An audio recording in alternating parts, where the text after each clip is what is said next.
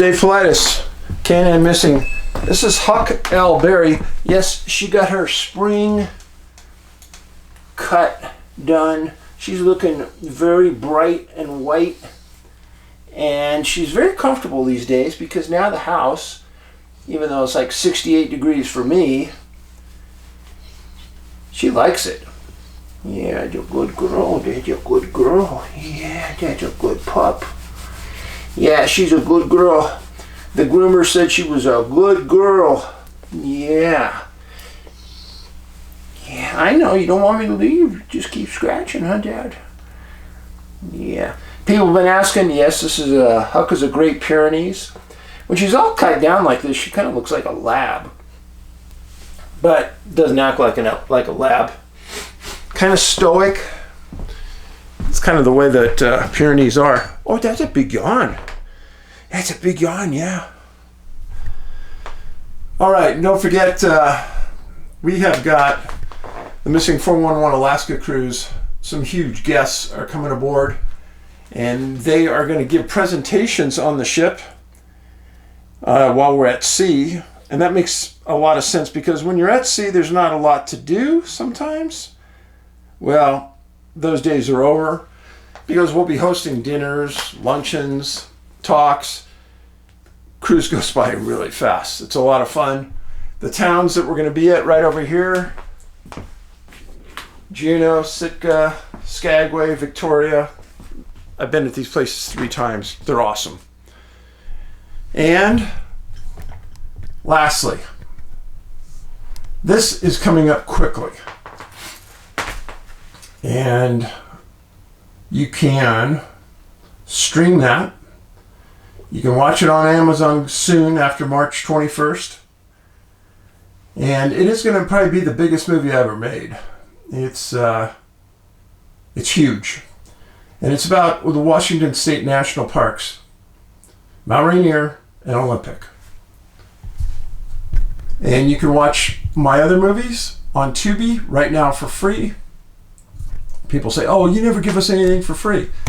900 videos right here, plus my 3 movies, Missing 411, Missing 411 The Hunted, and Missing 411 The UFO Connection are on Tubi right now.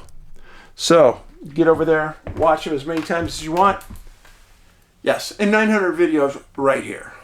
So now, what I want to tell you about today.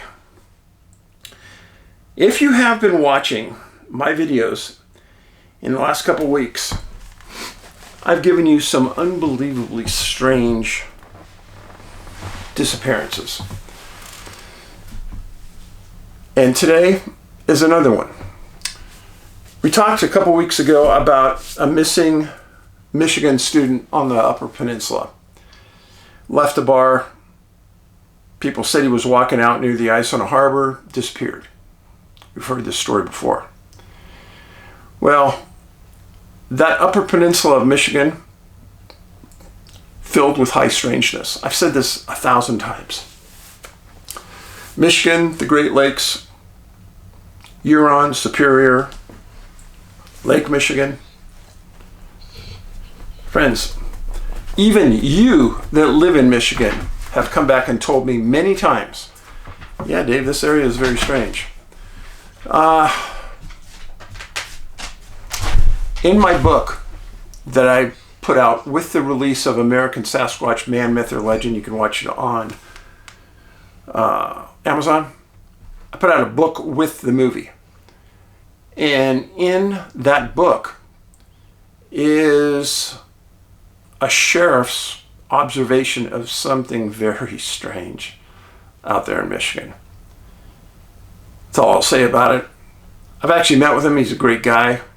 I won't say his name, but his name is in the book. His picture's in the book. And contrary to what every other website does to you, I give you photos and I give you affidavits that go with the unusual occurrences. Friends, if people are not going to name names in their videos of this, who saw what, if they aren't going to have the person fill out an affidavit, swear under penalty of perjury it's true, then those people aren't interested in doing true investigative journalism.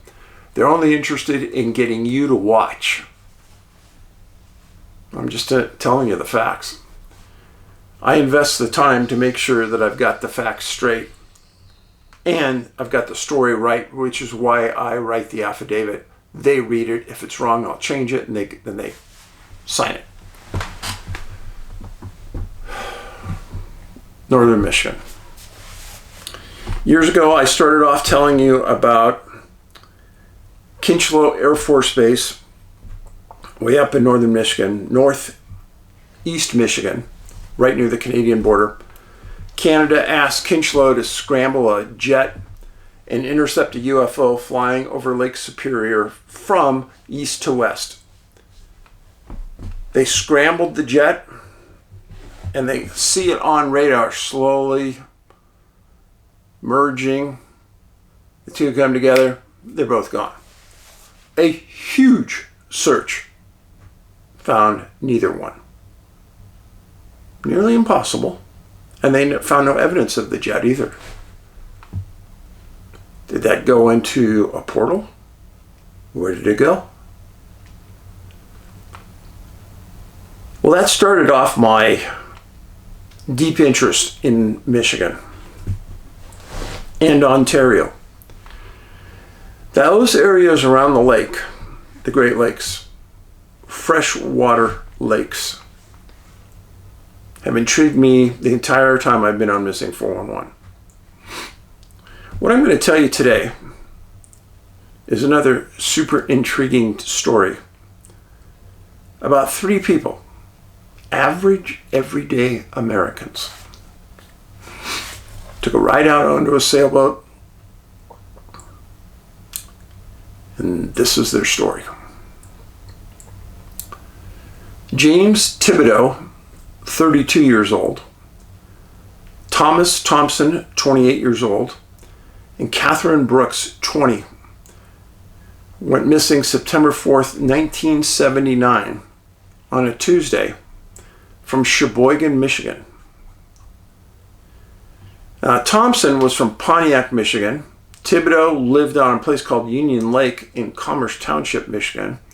And Brooks lived in Sterling Heights. They all had something in common. They were all good friends, and they all worked at the GMC truck and coach division in Pontiac.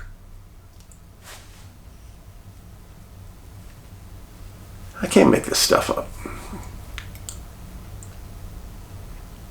There have been times along the Mississippi River where bodies were found at water intake centers for car manufacturers.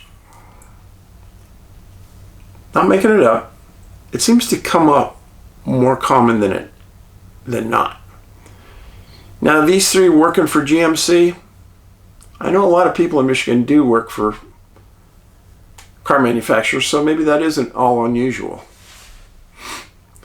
Well, James owned a 21-foot sailboat, and he'd been sailing consistently for 5 years.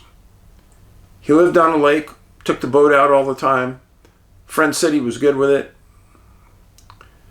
Now, Labor Day weekend was coming up, and James had talked about taking his friends out on a sailing expedition. Everyone agreed that they were going to do it, and they were going to sail in the northern Michigan waters out near Canada for 3 days. They all agreed.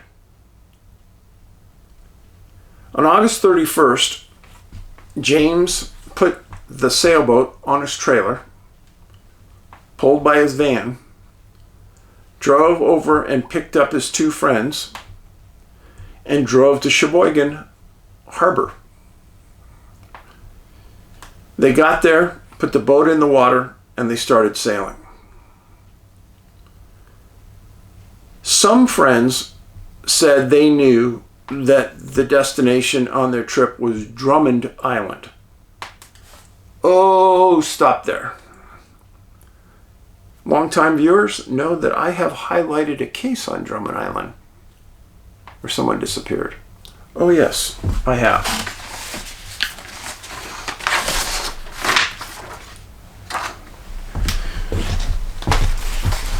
So this is Michigan, northern Michigan. Remember we highlighted a student missing from Marquette right over here? We've got a huge cluster in Newberry. That jet took off from this area, Kinchlow. Well, these people left from Sheboygan. Here's Drummond. Here's a small island right in this area, just north of Sheboygan, that other people thought that they were going to. This is the Canadian-U.S. border. This is Lake Huron.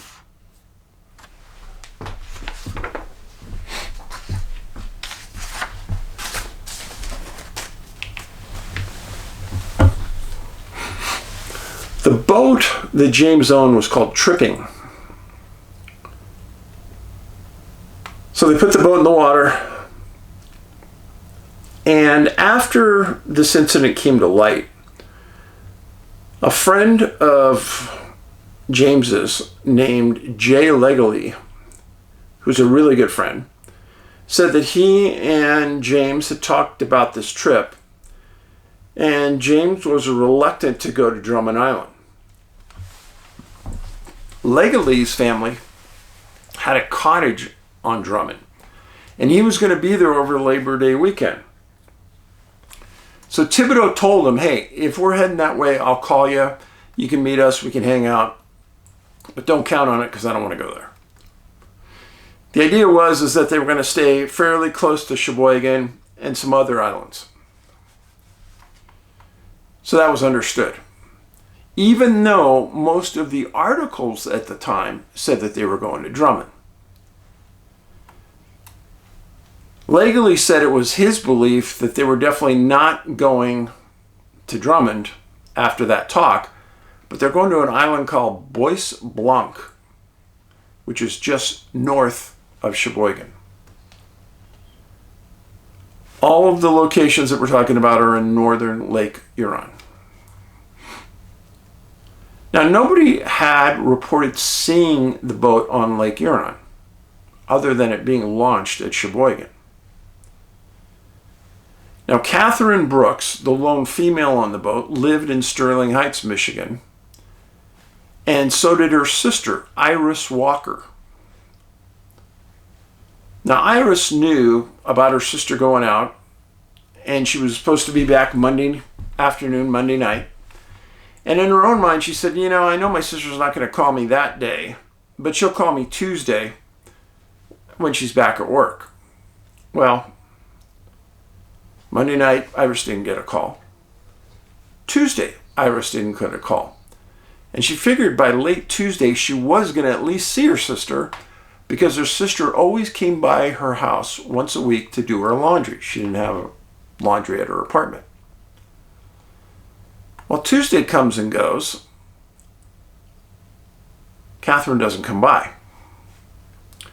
So on Wednesday, September 5th, 1979, Iris calls her sister's work at GMC and found that Katherine and her two other friends didn't show up for work. So Iris calls the police and reports her sister, the sailboat, and her friends missing at 4:30 p.m. on September 5th. Kind of late in the day, but it stays light up there in September pretty late. And right away the police called the Coast Guard, and the Coast Guard sent some planes up looking. Now weirdly, and I don't understand this, the news reported as many as 8 people on this 22-foot sailboat, but they claim not to know the names. But they did release a 4th name that was supposedly on the boat. It was a guy named Kim DeLongchamp, 24 years old. No other details were available on Kim. Now, Iris told the Coast Guard that the owner of the boat was Thibodeau, and all 3 worked together at Pontiac, Michigan, or worked in Pontiac, Michigan for GMC. and the three rode in James's van to Sheboygan. Well, the police called Sheboygan police. They go out, they check the harbor, and son of a gun, they found James's van and the trailer with no sailboat.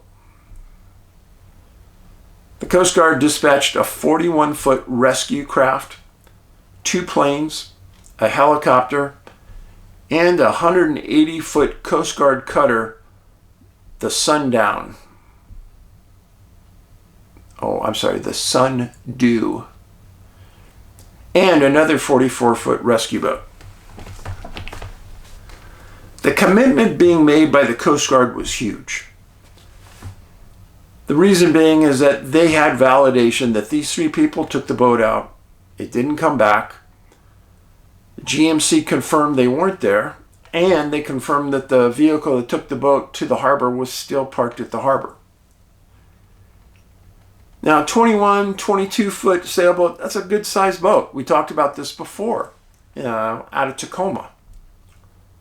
You should be able to see that very easily from the sky. The search and rescue started in Sheboygan Harbor and then went to Bois Blanc Island, then to the Mackinac Bridge, and then on to Drummond Island. It kept stepping out further and further and further when they didn't find anything.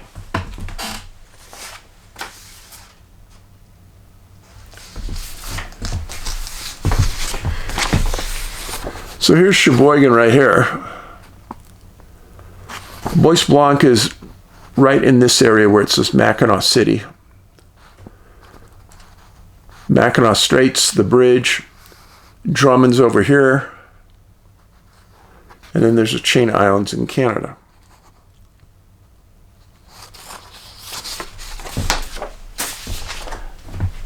Now you think, maybe they made a bad decision. Maybe the weather wasn't right.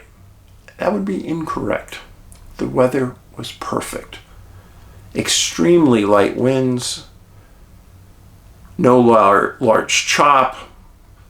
Search and rescue commander said that the search was done under perfect conditions. So search and rescue pilots quickly logged 28 hours of flight time by Friday. They really didn't get going until Thursday because it was reported so late on Wednesday. As of Friday, because nothing was found, Canada got involved in the search. And that's a big deal. Now, September 8th was a Saturday. Nothing was being found, and the SAR parameters were pushed out to the Georgian Bay and Straits. The entire area of North Lake Huron was under watch. So, from about this area right here, north, this is Georgian Bay right here. All that area north was being searched. And that's a lot of water, folks. I have no idea why they were searching so far south, because there was no indications they were going that far south. But they were. That's what they searched. On Monday, there was a huge meeting. And SAR commanders, family, they all got together. And they got together from the U.S. Coast Guard Rescue Coordination Center in Cleveland that actually made the press release. And it's, a lieutenant named Steve Waldman stated, "We've searched more than 20,000 square miles of water and shoreline and found absolutely nothing." His words. "We searched and researched several areas many times, and we've just come up with nothing." Then he said, "But the lack of clues in the disappearance of the boat might indicate that the vessel is somewhere outside the search area. It's difficult to imagine that this thing vanished without a trace." His words, not mine. Very rarely do you get search commanders saying such things? I know you watch my show and you think, oh, they must say it all the time. No, they don't. It's very rare. 99% of the time, they find what they're looking for within a couple days. I know you guys are getting probably calloused about this because I talk to you about it so much. Just the facts. It was at this point when they're calling off the search and rescue that officials now said that there were only 3 people on board. Thibodeau, the boat owner, Thompson, and Katherine Brooks.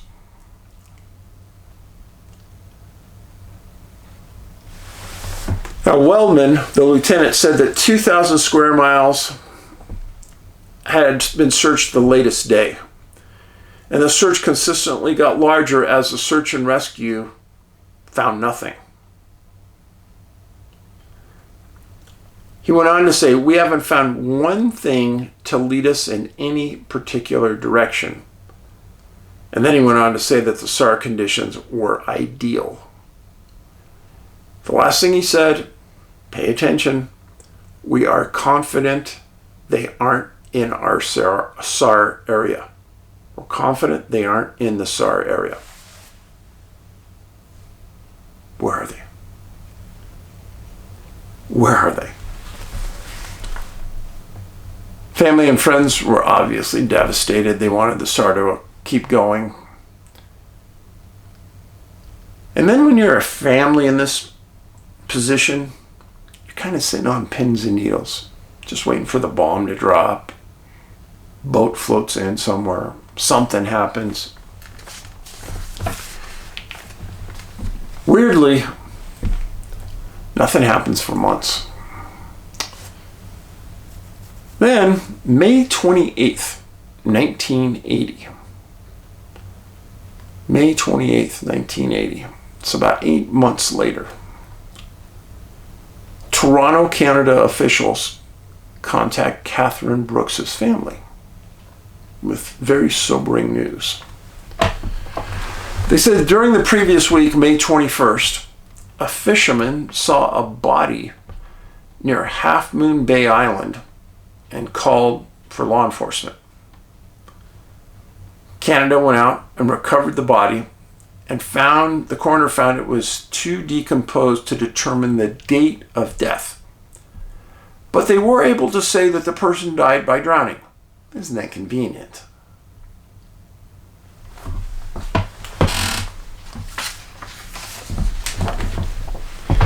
Okay, one more time. So, they left Sheboygan Harbor. They were going to go to this little place called Boyce Island. And then some people thought they were going to go to Drummond. So, from Boyce Island to Half Moon Island, where they found the body, out here, that distance is 170 miles. How did the body get over here? That's a phenomenal distance to travel. I heard it and I thought, that's weird. So, Canada officials, their coroners, recover this body. They don't know who it belongs to. They don't have any missing people on their side in that area. They call Michigan. You have any missing people recently? The only one they had was Katherine. So they send Katherine's dental charts, and that's how they identified the body, through the dental. No DNA, dental.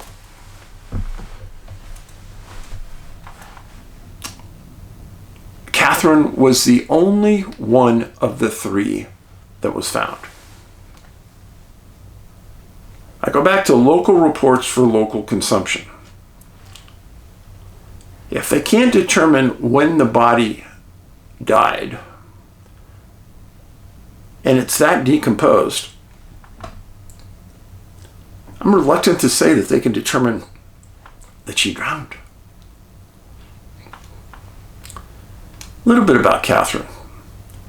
graduated in 1977 from Mission Heights High School. And then she went to working with disabled kids at the Macomb, Oakland Regional Medical Center in Mount Clemens. She worked with disabled kids for several years. Then she was offered a job by GM. She left her medical job, went to work for GMC. Funeral services were held May 30th, 1980 for Katherine.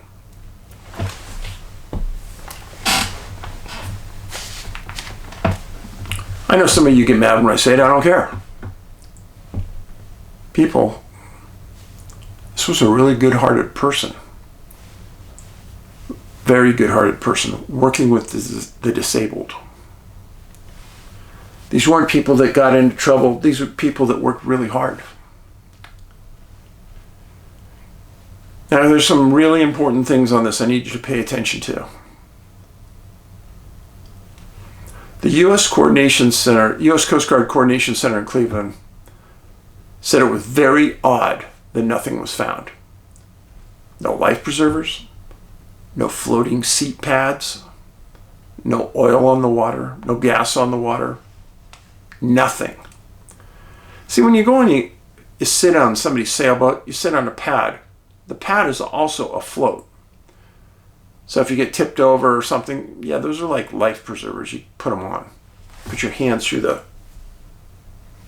handles on the side and you just kind of float.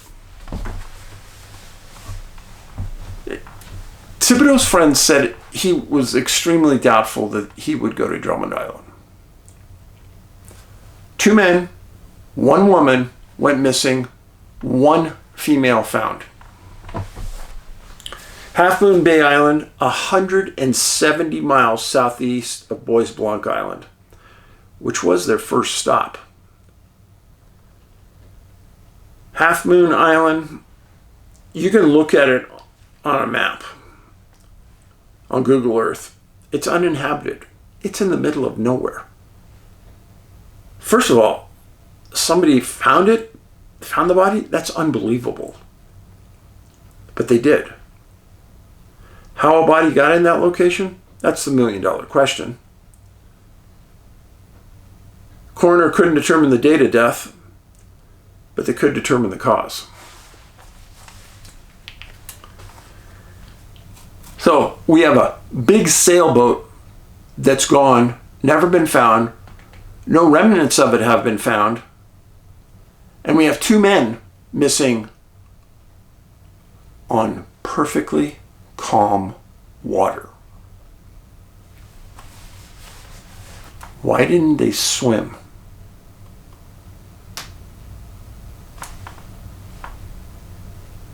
Come on, friends. You have to start thinking through this. This makes no sense. Because I do believe water is everything on these cases, because we've had so many disappearances around these locations, you just can't ignore it anymore. On these obvious cases where there are no answers, like bad weather, boat broke apart, the captain was incompetent, nothing like that. No, nothing. You just can't ignore it. Now, I want to say really a thank you to all of you for sending in your ideas and your missing person cases from your area. That's important. Put them right here on the comments section. Please do me a favor, always read the #1 comment on all these videos, because there's always important information there that might have been obtained since this video went up. It helps. Remember, there are 900 plus videos right here on this channel of missing people. You go to just Google, put in YouTube, space, Can-Am, like Canadian American, Can-Am Missing Project. You will go right to 900 videos right here. Yes, 900. I've spent a lot of time doing this. There's a lot of cases out there. There's a lot of data to be had. And please, please, the only way to get this out is to put it on your social media and have people talk about it. Absent not talking about it, no one will know about it. We won't get anywhere. Kindness. Kindness is key. You guys have been very kind to me. I appreciate every one of you greatly. And when I'm sitting in front of the TV late at night, Huck's sitting next to me, kind of slowly petting her head, I thank my lucky stars. For you, for Huck, and for the opportunity to get in front of you as I do. So, be safe, be kind, Paulides out.